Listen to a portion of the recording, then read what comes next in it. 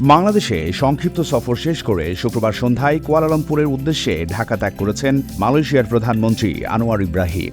প্রধান উপদেষ্টার প্রেস সচিব শফিকুল আলম জানান, মালয়েশিয়ার প্রধানমন্ত্রী শুক্রবার সন্ধ্যা ৭টার দিকে ঢাকা ত্যাগ করেন।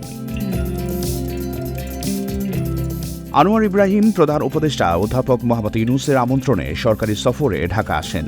দুপুর ২টার দিকে মালয়েশিয়ার প্রধানমন্ত্রীকে হজরত শাহজালাল আন্তর্জাতিক বিমানবন্দরে প্রধান উপদেষ্টা তাকে স্বাগত জানান এবং সেখানে তাকে গার্ড অব অনার দেয়া হয়।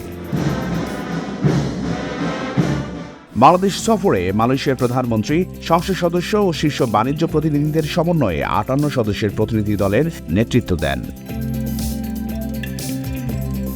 ঢাকায় তার সংক্ষিপ্ত সফরকালে তিনি হজরত শাহজালাল আন্তর্জাতিক বিমানবন্দরে প্রধান উপদেষ্টা অধ্যাপক ইউনূসের সাথে 1-to-1 বৈঠক করেন। এরপর বিমানবন্দর থেকে তাকে সরাসরি হোটেল ইন্টারকন্টিনেন্টালে নিয়ে যাওয়া হয়। সেখানে তিনি ঘণ্টা দুয়েক সময় কাটান। আনোয়ার ইব্রাহিম ও অধ্যাপক ইউনূস দ্বিপক্ষীয় বৈঠক করেন। এরপর হোটেলে যৌথ সংবাদ সম্মেলনে বক্তব্য রাখেন। This is a concern I shared with the Prime Minister. And he fully supported and understood our position. And through ASEAN, through International Forum, will be supporting us.